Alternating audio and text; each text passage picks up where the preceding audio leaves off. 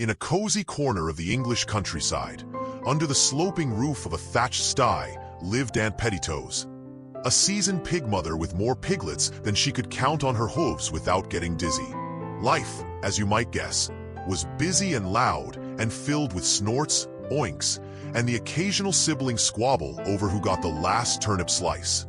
Now, Aunt Petitoes was no ordinary pig. She was a lady of structure and discipline. She believed in early breakfasts, spotless hooves, and, most importantly, tidiness of mind. But with 8 piglets scampering around, each with the appetite of a lumberjack and the decorum of a mud wrestling champion, even she had her limits.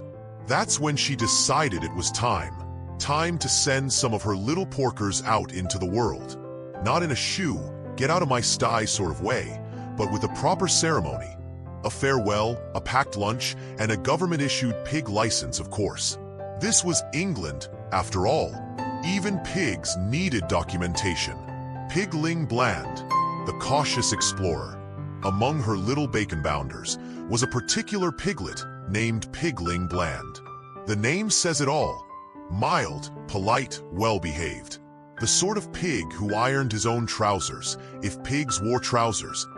Never jaywalked, and probably said pardon me when sneezing. A proper little gentleman. Pigling was paired with his cheekier brother, Alexander. A piglet with a mischievous glint in his eye, and the sort of attitude that makes you want to check your pockets after a hug. Together, they were tasked with delivering themselves to market, each armed with a pig license and a stern warning from Aunt Petitoes. Do not cross the county boundary. You'd think piglets couldn't get into much trouble on foot. You'd be wrong. The case of the vanishing license. The journey began under soft morning light, with Pigling Bland carrying a packed lunch of peppermints and sage advice. All was calm until they encountered a policeman. Not just any policeman. This one had a clipboard, a shiny helmet, and an appetite for bureaucracy. Naturally, he asked for their pig licenses. Pigling presented his like a nervous tourist at customs. Alexander, on the other hoof, went pale. He had no license. Somewhere between the sty and the hedgerow, it had vanished, poof, probably eaten by a hungry hedgehog or tucked into Pigling's bag by mistake. Spoiler, it was the latter. Rules were rules. Without documentation, Alexander was frog-marched home by the constable, squealing protests all the way. And just like that, Pigling Bland was left to continue his journey alone. License intact, spirits low. A night in the coop, as daylight faded and Pigling trudged on. The countryside grew less friendly and more mysterious. Gone were the meadows and wildflowers. Now there were ominous woods and the hoot of owls overhead. Night fell fast. Pigling, though brave, was still a pig, and pigs prefer blankets to brambles. He found a chicken coop, empty and inviting, and nestled himself inside. It smelled of feathers and old corn, but it beat sleeping under the stars with a fox's eye on your ham. At dawn, he was woken not by sunlight or rooster calls, but by a man with a sour expression and a heavy boot. Peter Thomas Piper's son. If there were ever a man who looked like he trimmed his toenails with a hatchet, it was Piper's son. He eyed Pigling like a butcher appraising prime cuts. Well, well, he muttered. You'll do. That's never something you want to hear from a man holding a soup pot. The secret of the farmhouse. Piper's son led Pigling to his gloomy farmhouse. It was not the sort of place you'd find in a postcard. More, the kind you'd see in a murder mystery. Inside, the plot thickened. Pigling discovered he wasn't the only pig in the building. There was another, Pig-wig, a lively, curly-tailed black pig with spunk and sparkle. Clearly not meant for farm life. She had the kind of energy that made you want to quit your job, pack a suitcase, and follow her wherever she went. Pig-wig wasn't just charming.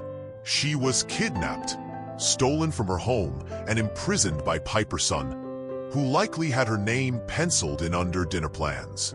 Her eyes sparkled not with mischief, but with rebellion. "We have to escape," she whispered, glancing toward the pantry.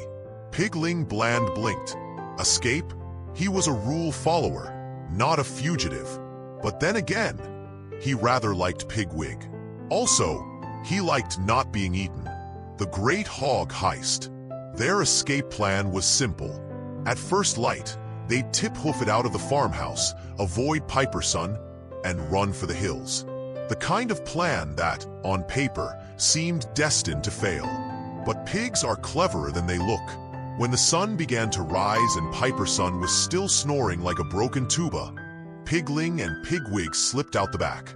Through gardens and gates, puddles and panic, they ran. Mud flew, hearts pounded, tails wiggled. They barely avoided detection.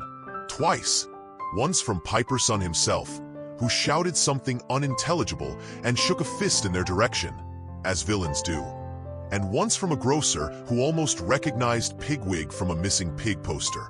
Quick-thinking Pigling feigned a limp, claiming Pig-wig was his invalid cousin. And they were out for air. The grocer, a bit befuddled and half asleep, nodded and moved along.